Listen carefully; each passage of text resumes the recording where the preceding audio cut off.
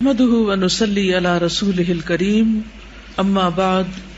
فاعوذ بالله من الشيطان الرجيم بسم الله الرحمن الرحيم رب اشرح لي صدري ويسر لي امري واحلل عقدة من لساني يفقهوا قولي۔ میت کی روح 40 دن گھر آتی رہتی ہے اور مومنین کی روح جمعہ کی رات کو، شب برات کو اور عیدین کو اپنے گھروں پہ آتی ہے۔ یہ بات مشہور ہے کہ اس دن روحیں آتی ہیں، ایک تو جمعرات کے دن آتی ہیں اور ایک جو ہے عیدوں کو آتی ہیں اور شب رات کو آتی ہیں، حالانکہ اس کے پیچھے کوئی دلیل نہیں ہے، یہ ہمارا اپنا خیال ہے۔ دیکھیں وہ کس لیے آئیں گے، کیا کرنے آئیں گے، ان کا دنیا سے کوئی رشتہ، کوئی تعلق، ان کو تو کوئی انٹرسٹ ہی نہیں رہتا یہاں سے۔ جو نیک لوگ ہوتے ہیں وہ کہتے ہیں شکر ہے ہماری جان چھوٹی اس مصیبتوں کے گھر سے، اس قید خانے سے، اور جو برے لوگ ہوتے ہیں وہ جتنا بھی چاہیں کہ آ کے واپس کوئی اچھا عمل کر سکے تو آ نہیں سکتے۔ سورۃ المؤمنون میں آپ نے ایک آیت پڑھی ہوگی، وَمِن وَرَائِهِمْ بَرْزَخٌ إِلَى يَوْمِ يُبْعَثُونَ، جو روح ایک دفعہ آگے چلی گئی ان کے پیچھے برزخ حائل ہو گیا، پردہ حائل ہو گیا۔ کب تک؟ إِلَى يَوْمِ يُبْعَثُونَ، اس دن تک جبکہ یہ بالکل ایسے جیسے بچہ پیدا ہونے کے بعد واپس نہیں ماں کے پیٹ میں جا سکتا، ایسے ہی دنیا سے جانے کے بعد انسان دنیا میں نہیں آ سکتا، اتنا ہی محال ہے۔ جیسے بچے کی پیدائش میں ماں کو ایک تکلیف اٹھانی پڑتی ہے نا، تو مرتے وقت جب انسان کی روح نکلتی ہے تو خود اس کو یہی کرب سے گزرنا پڑتا ہے۔ تو روح بھی آپ دیکھیں کہ بہت سے وہ لوگوں کے مرتے وقت کے حالات سنے ہوں گے، پڑھے ہوں گے۔ ایک ڈاکٹر مودی شاید اس نے جب 120 لوگوں کے موت کے واقعات لکھے ہوئے ہیں، تو وہ تجربہ یہ بتاتے ہیں کہ جیسے ایک گیٹ کھلتا ہے اور اس میں ہم جا رہے ہیں، ٹریول کر رہے ہیں، آگے کو جا رہے ہیں، تو بات یہ ہے کہ جو آگے چلا جاتا ہے وہ وَمِن وَرَائِهِمْ بَرْزَخٌ، پیچھے آڑ آ جاتی ہے، دروازہ بند کر دیا جاتا ہے، اب دنیا میں نہیں کوئی آتا، اور انہوں نے کرنے بھی کیا آنا ہے، اور کہیں سے ثابت بھی نہیں ہے قرآن سے کہ روحیں ہمارے گھروں میں واپس آ کے رہتی ہیں، ٹھیک ہے نا۔ اور آپ ذرا سوچیں تھوڑی دیر کے لیے کہ اگر آپ کو مرنے کے بعد آپ کے گھر میں بار بار آنے کی اجازت دی جائے تو آپ کا حال کیا ہوگا، بتائیے ذرا۔ آپ دیکھیں گے آپ کا سامان کسی کے پاس چلا گیا، آپ کی چیزیں کسی نے توڑ دی ہیں، آپ کی چیزیں کسی نے پھینک دی ہیں، خراب کر دی ہیں، تو آپ دیکھ دیکھ کے کیا کریں گے؟ ذرا سوچیں، اپنے آپ کے لیے سوچیں کہ آپ مرنے کے بعد پھر آئیں دنیا میں، اور عید کو بھی آتے ہیں، اور شبرات پہ بھی آتے ہیں، اور جمعرات کو بھی آتے ہیں، اور 40ویں پہ بھی آتے ہیں، تو پھر آ کے آپ کیا کرتے ہیں، کیا کریں گے؟ آ کے کتنی حسرتیں ہوں گی نا۔ تو کیا آپ سمجھتے ہیں کہ اللہ تعالیٰ بندوں کو اس طرح حسرتوں میں مبتلا کرتا ہے کہ واپس بھیج کے، یعنی سارے تو عید کے کپڑے پہن کے کھڑے ہوں اور ہم دور کھڑے دیکھتے رہے ہیں کہ یہ عید منا رہے ہیں اور ان کو ہم بھول گئے، ہمیں یاد ہی نہیں کرتے اب یہ،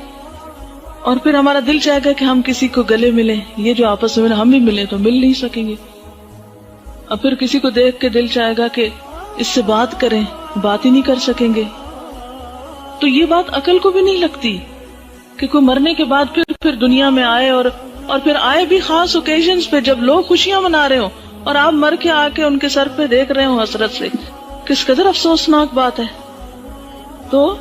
اور پھر یہ تو چلو ویسے ہم سوچ رہے ہیں نا کہ اگر ہو، if it is possible تو how does it look like، لیکن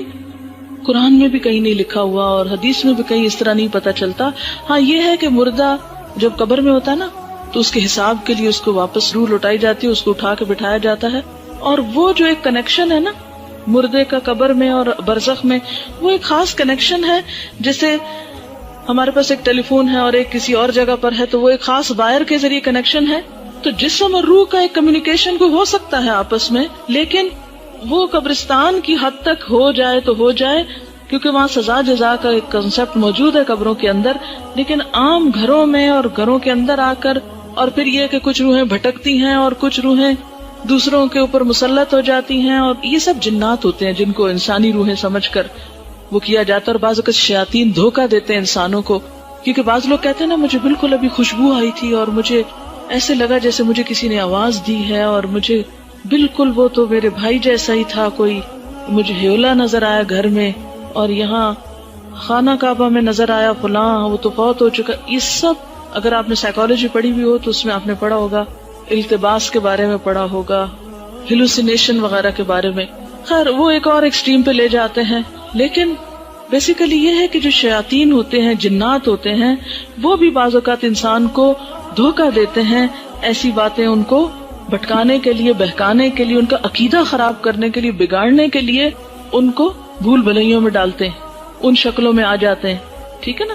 تو جو چیز قرآن سنت سے ثابت نہیں، بس اس پہ خاموشی اختیار کی جائے، نہ کہ اس کے آگے ایک نیا دین گھڑ لیا جائے اور پھر کھانے پکا لیے جائیں. اب دیکھیں مردہ خود تو وہ حلوہ کھا نہیں سکتا اور ہم اس کو خوش کرنے کے لیے حلوہ بنا رہے ہیں. اب مثلاً آپ کسی کے گھر میں جائیں اور وہ کہ ہم نے آپ کو خوش کرنے کے لیے یہ سب کچھ پکایا ہے اور کھانے نہ دیں آپ کو، یا آپ کھا نہ سکیں اس کو، آپ کتنے خوش ہو کے لوٹیں گے؟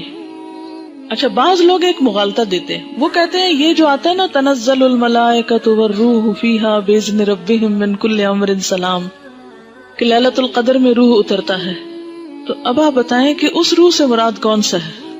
اگر اس روح سے مراد مرے ہوئے لوگوں کی روح ہے تو پھر ان آیتوں کے بارے میں کیا کہیں گے؟ نزل بہ الروح الامین. روح سے مراد کیا ہے قرآن پاک میں؟ جبرائیل علیہ السلام کے لیے لفظ استعمال ہوا ہے، اذ ایدتک بروح القدس قل نزلہ روح القدس نزل بہ الروح الامین تعرج الملائکۃ والروح یوم یقوم الروح والملائکۃ صفا.